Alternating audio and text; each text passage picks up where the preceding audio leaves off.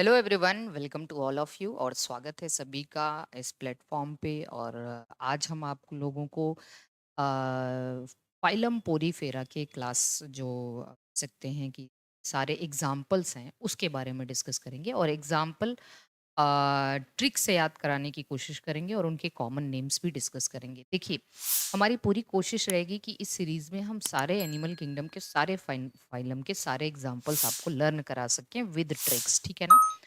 तो अगर आपने एनिमल किंगडम के सारे आप एग्जाम्पल्स याद कर लेते हो और कुछ ट्रिक के साथ याद कर लेते हो तो आपके लिए एनिमल किंगडम काफ़ी आसान हो जाएगा। तो देखिए, अगली वीडियो में हम कोशिश ये भी करेंगे कि प्रोटोजोआ के जो कॉमन प्रोटोजोआ के बारे में भी बात करें, क्योंकि प्रोटोजोआ पे अभी हमें थोड़ा काम करना है और वो थोड़ा लेंदी वीडियो जाएगा, इसलिए हमने सोचा पहले पोरीफेरा से स्टार्ट कर लेते हैं। अगली वीडियो में हम आपको प्रोटोजोआ और उनसे होने वाले डिजीजेस के बारे में भी एक वीडियो में आपको बताएंगे। देखिए, पोरीफेरा को, हालांकि इसको आपको पता है स्पंजिस कहते हैं कॉमनली, और पोर बियरर ऑर्गेनिजम्स होते हैं जिनकी बॉडी में बहुत सारे पोर होते हैं। कुछ कॉमन फीचर्स भी हैं जो बहुत ही इम्पॉर्टेंट हैं। अगर हम इनके कुछ कुछ कॉमन फीचर की बात करें तो जो हमेशा जो इनके हॉटस्पॉट के तौर पे देखा जाता है कि ये बहुत ही ज़्यादा एग्जामिनेशन में पूछा जाता है, वो हालांकि यहाँ पे तो हम एग्जाम्पल ही डिस्कस करेंगे, लेकिन आपको एक इम्पॉर्टेंट बात बता देते हैं कि जैसे यहाँ पे वाटर कैनाल सिस्टम इसका बहुत ही, आप कह सकते हो कि कॉमन और इम्पॉर्टेंट फीचर है, जिसको एक्वीफेरस सिस्टम के नाम से भी जाना जाता है। एक्वीफेरस सिस्टम के नाम से जाना जाता है, ठीक है। इसमें कोइनोसाइट या कोइनोसाइट्स या फिर कॉलर सेल्स पाई जाती हैं। कोइनोसाइट्स या फिर कॉलर सेल्स पाई जाती हैं, ठीक है। इसमें इसका जो स्टेम सेल होता है, इनको हम आर्कियोसाइट सेल कहते हैं। आर्कियोसाइट सेल कह देते हैं जो इनका स्टेम सेल होता है, जो कि टोटीपोटेंट नेचर का होता है। स्टेम सेल का मतलब होता है कि वो सेल कंप्लीट ऑर्गेनिज्म को बना सकता है ना। तो देखिए, एक्चुअली पोरीफेरा के जो क्लासिफिकेशन है, इनको 3 क्लासेस में डिवाइड किया गया है। इनकी बॉडी में कुछ स्पिक्यूल्स पाए जाते हैं। उन स्पिक्यूल्स के नेचर, इनकी बॉडी में जो स्केलेटल होता है, स्केलेटल हो सकता है कि स्पिक्यूल से बना हो सकता है कि कुछ फाइबर से बना हो। तो देखते हैं कौन-कौन से स्पिक्यूल और कौन-कौन के फाइबर के बेसिस पे इनके क्या-क्या क्लासेस हैं। देखिए, अगर इनकी बॉडी में कैल्केरियस स्पिक्यूल प्रेज़ेंट है, कैल्शियम कार्बोनेट का स्पिक्यूल बना होता है, तो इस क्लास को कैल्केरिया या कैल्सी स्पॉन्जी के नाम से जानते हैं। कैल्सी मतलब इसको लाइमी स्पॉन्ज भी कह देते हैं, क्योंकि ये कैल्शियम कार्बोनेट का स्पिक्यूल पाया जाता है। इनकी पूरी स्केलेटन जो है कैल्शियम कार्बोनेट की स्पिक्यूल से बनी होती है। हेक्स एक्टिलिडा जो है क्लास है, इसमें 6 जो है रे लाइक सिलीशियस स्पिक्यूल पाया जाता है। 6 से इसलिए हेक्स इसका नाम दिया गया है। सिलीशियस सिलिका की बनी होती है, ठीक है। किसकी बनी होती है? सिलिका की। इसलिए इसको जो है सिलीशियस स्पिक्यूल हेक्स एक्टिनिलिडा के नाम से जाना जाता है। टीमोस्पॉन्जी, देखिए इनकी बॉडी में स्पॉन्जिन फाइबर होता है, स्पिक्यूल की जगह स्पॉन्जिन फाइबर होते हैं। तो ये 3 क्लास में हमने कहा कि इनको जो क्लासिफाई किया गया है 3 क्लास में on the basis of the nature of the, you can say, skeletal, ठीक। देखो, एक चीज और बस याद रख लेना, क्योंकि छोटी बात है, इसको बता देते हैं। ये ऑल मरीन होते हैं, ये ऑल मरीन होते हैं, लेकिन ये वाला क्लास जो है ये फ्रेश वाटर और मरीन दोनों होता है, ठीक है। ये ऑल मरीन है, हेक्सेंट्रियर ऑल मरीन है, और डीमोस्पॉन्जी जो है फ्रेश वाटर और मरीन वाटर दोनों। अब आते हैं हम इनके एग्जाम्पल देख लेते हैं। जैसे एग्जाम्पल कैलकेरिया की बात करें। कैलकेरिया की अगर हम बात करें तो क्लास कैलकेरिया में ल्यूकोसोलोनिया, साइकॉन और ग्रांसिया आते हैं। देखिए, 3 एग्जाम्पल हैं, ल्यूकोसोलोनिया, साइकॉन और ग्रांसिया। ल्यूकोसोलोनिया को ऑरेंज पाइप स्पंज के नाम से जानते हैं। साइकॉन को हम लोग स्काइफा या अर्न स्पंज कहते हैं, ठीक है। इसको अर्न स्पंज कहते हैं। हेक्स एक्टिनलिडा के क्लास हैं यूप्लेक्टेला। अभी हम इसको ट्रिक भी बताएंगे, पहले आप देख लीजिए। यूप्लेक्टेला, यूप्लेक्टेला को वेनस फ्लावर बास्केट के नाम से जानते हैं। अब इसको वेनस फ्लावर बास्केट क्यों कहते हैं? क्योंकि जापान में इसको वेडिंग गिफ्ट के तौर पे दिया जाता है। शादियां हो रही होती हैं, वहां पे जो बुके लेके जाते हैं लोग, तो यूप्लेक्टेला वेडिंग गिफ्ट के तौर पे वहां पे लेके जाते हैं। और ऐसा इसलिए इसको एक तरीके से आप कह सकते हैं कि मैरिज के उपलक्ष्य में ये इसलिए दिया जाता है, क्योंकि इसके अंदर एक तरीके का आर्थ्रोपोडा रहता है, जो कि श्रिम्प है। श्रिम्प एक क्रस्टेशियन आता है, क्रस्टेशियन आर्थ्रोपोडा का ही एक क्लास है।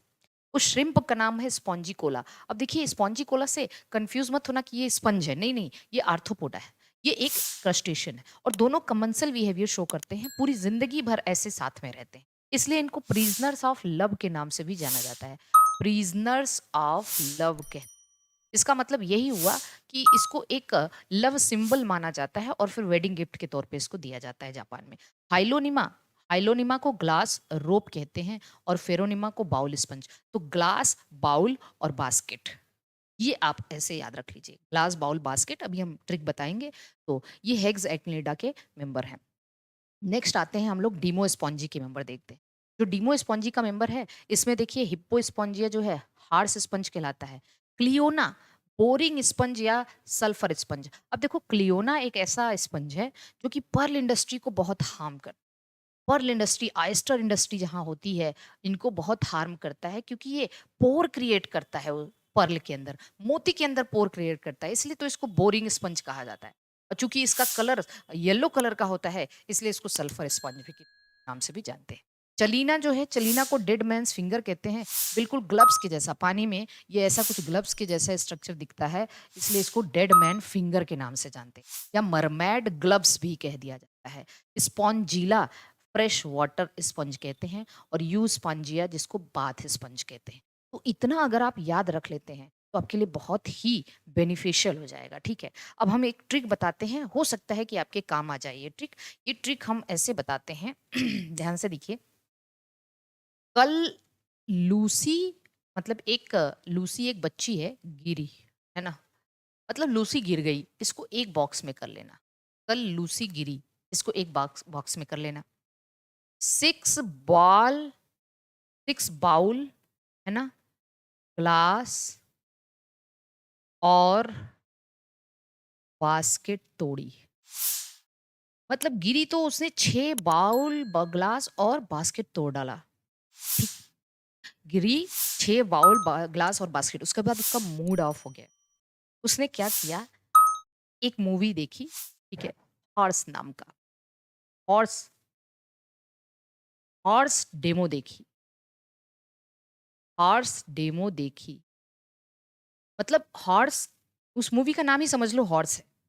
तो हॉर्स का डेमो देखी, बस डेमो देखा और कुछ नहीं देखा, बोर हो चली। फिर वो बोर हो चली, मतलब बोर हो गई। जब बोर हो चली तो क्या किया उसने, फ्रेश बाथ ली। जाके फिर कहा अब कुछ नहीं, अब फ्रेश बाथ लेंगे, मतलब नहाएंगे। फ्रेश बाथ ली, इसको एक बॉक्स में कर दो। इसको एक बॉक्स, एक बॉक्स, एक बॉक्स।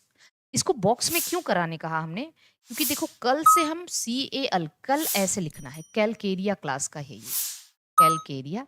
लूसी को ऐसे लिखना है, ल्यू से ल्यूकोसोलेनिया, ल्यूकोसोलेनिया, SY से साइकॉन, ठीक है, और गिरी से ग्रांसिया।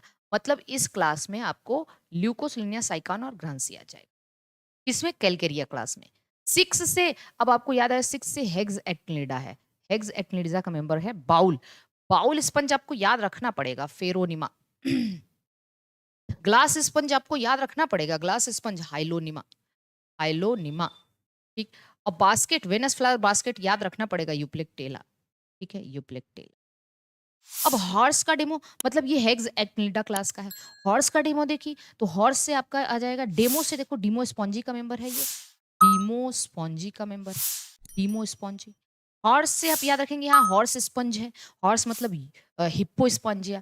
बोर हो चली, बोर से बोरिंग स्पंज, है ना, बोरिंग स्पंज मतलब क्लियोना। चली से चलीना, चली से चलीना, चलीना मतलब dead man's finger. Fresh water, fresh bath ली, फ्रेश वाटर स्पंज क्या है, that is what the spongilla, क्या है, स्पॉन्जीला। और बाथ से बाथ स्पंज लिखेंगे, दैट इज यू स्पॉन्जिया। तो एक बार देख लीजिए फिर, horse sponge, hippo spongia, demo से डेमो स्पंजी आ गया, बोर हो चली, बोरिंग स्पंज क्लियोना, चली से चलीना, ठीक है ना, फ्रेश से फ्रेश वाटर स्पंज स्पंजिला, और बात से बात स्पंज यू स्पंजिया। तो ये शायद ये ट्रिक आपके लिए बहुत यूजफुल है और इसको जरूर अपनी कॉपी में नोट करिए। मिलते हैं आगे किसी ट्रिक के साथ। और अगला फाइलम हो सकता है मेरा फाइलम सिलेंट्रेटा हो, फिर उसके बाद हम प्रोटोजोआ के बारे में भी बात करेंगे। इसी तरीके से हम लोग पूरे फाइलम को कंप्लीट कर लेंगे, ठीक है। ओके, ऑल द बेस्ट, मिलते हैं नेक्स्ट वीडियो।